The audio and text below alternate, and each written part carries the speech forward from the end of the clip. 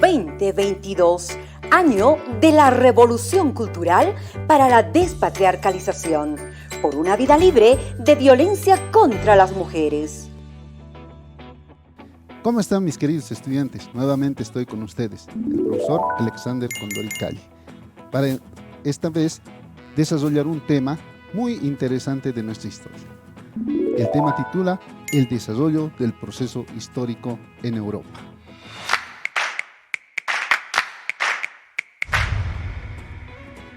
Para esto, les voy a invitar que ustedes puedan observar la siguiente imagen. Como podrán observar, se ve un ave en esa imagen. Quiero que ustedes averigüen cuál es esta ave, qué relación tiene esta ave con el Renacimiento y qué es el Renacimiento. Y podrán darse cuenta que nuestro tema tiene que ver justamente con esa palabra. El proceso histórico del cual vamos a hablar se enmarca entre el siglo XII y el siglo XV. Ustedes recordarán que existió una edad en la historia llamada la Edad Media. La Edad Media va a ser aquella etapa que nos va a servir de punto de arranque para este tema. En la Edad Media, prácticamente todo el pensamiento, la expresión artística, cultural, estaba basado en la figura de Dios. Los pintores, los artistas, los músicos, hacían todo relacionado a la divinidad, es decir, a Dios. A esto se lo llamó teocentrismo. Sin embargo, en Europa se va a pasar de esta figura teocentrista a otro tipo de doctrina denominada antropocentrista. En el siguiente video veremos cómo se da este proceso de transición y cuál es el nombre que recibe este proceso de transición entre el teocentrismo hacia el antropocentrismo.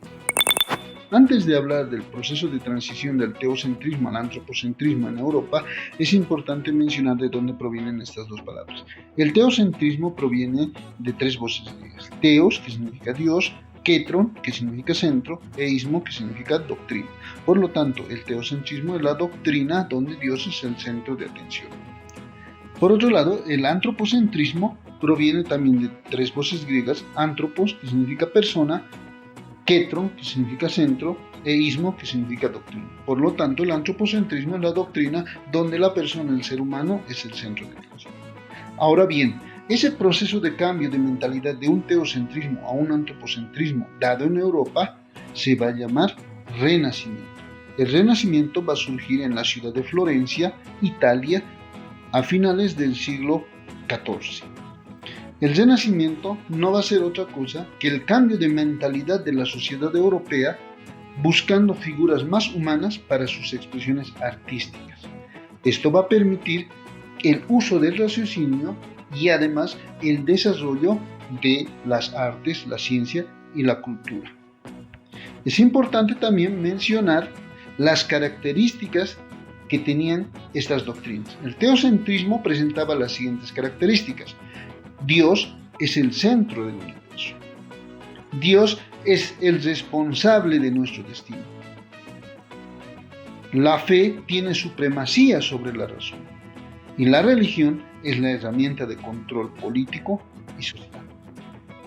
Por otro lado, las características del antropocentrismo son que el ser humano es el centro del universo, el ser humano no tiene límite intelectual, el ser humano es responsable de su destino y la razón va a sustituir a la fe en la explicación de las interrogantes que tenía la humanidad. Otro aspecto importante que vamos a ver del desarrollo histórico en Europa es la separación de la Iglesia Católica, más conocido históricamente como el cisma.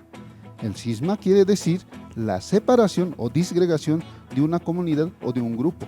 Entonces vamos a ver acá cómo la Iglesia cristiana llega a dividirse, a separarse entre católicos y cristianos ortodoxos.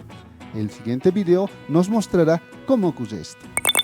Otro hecho histórico importante desarrollado en Europa es la separación de la Iglesia Católica, conocida como cisma.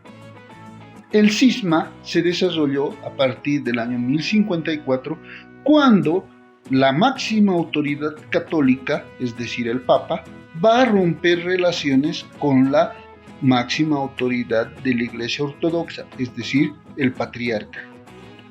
En este cisma, el Papa León IX va a excomulgar al patriarca ortodoxo y el patriarca Miguel Cerulario va a excomulgar también al Papa León IX.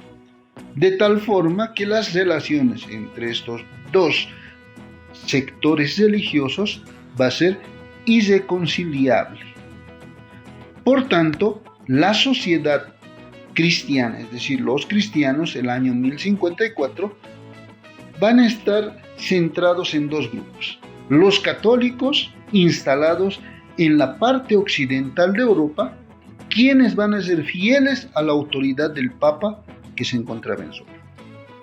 Por otro lado, los ortodoxos, que van a estar ubicados en la parte oriental del continente europeo, van a ser fieles a la autoridad del patriarca que se encontraba en Constantinopla. Por tanto, la sociedad cristiana va a estar dividida en estos dos grupos irreconciliables. Muy bien, hemos visto el desarrollo histórico del cisma en Europa. Pero es importante mencionar que el cisma, es decir, la división de la Iglesia cristiana, tuvo un conjunto de causas que prácticamente datan desde el siglo VI. Entonces ahora vamos a ver cuáles fueron esas causas que dieron lugar a que ocurra este cisma y otros eventos históricos en Europa. Las causas del cisma de la Iglesia Católica se van a enfrascar en tres aspectos: de tipo étnico, de tipo religioso y de tipo político. De tipo étnico, porque va a existir un odio de los cristianos ortodoxos del Oriente hacia los cristianos católicos latinos del Occidente, a causa de que estos en algún momento invadieron sus territorios. De tipo religioso, porque va a existir disputas entre las jurisdicciones episcopales y patriarcales. Además, va a haber una negativa de los patriarcas para reconocer las autoridades de la Iglesia sobre la base de la sagrada tradición apostólica y las sagradas escrituras. De tipo político, porque los papas, para fortalecer la religión cristiana católica, van a buscar el apoyo de los reyes francos, y además esto va a propiciar la restauración del Imperio de Occidente. Sin embargo, este conflicto entre cristianos ortodoxos y cristianos católicos no es reciente, sino que data del año 589, cuando se realizó el Tercer Concilio de Toledo, donde se acuñó, es decir, se incorporó el término filio, que significa y del hijo.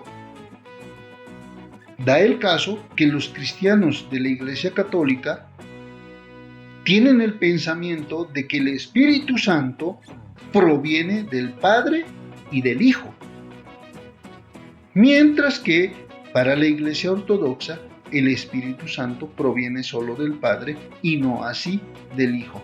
Esta divergencia entre pensamientos doctrinales religiosos va a hacer que se produzcan las primeras fricciones entre la Iglesia Católica y la Iglesia Ortodoxa, lo cual al final va a terminar en su ruptura. Muy bien, quiero mencionarles también que no solo esto ha ocurrido dentro de la Iglesia cristiana, sino que la Iglesia Católica va a atravesar también otro episodio también muy importante, que es el cisma dentro de la propia Iglesia Católica. Es decir, que la Iglesia cristiana, después de haber atravesado el gran cisma, la división de los cristianos ortodoxos y los cristianos católicos, ahora la propia Iglesia Católica va a atravesar lo que se llama en la historia el cisma de Occidente. Es decir, la propia división de la Iglesia Católica dentro de su mismo seno. El siguiente video nos ayudará a comprender cómo ocurre esto. La Iglesia Católica no solo va a atravesar una ruptura, como fue el gran cisma del que ya hablamos, sino que también va a atravesar un cisma interno, es decir, una ruptura interna dentro de la Iglesia Católica.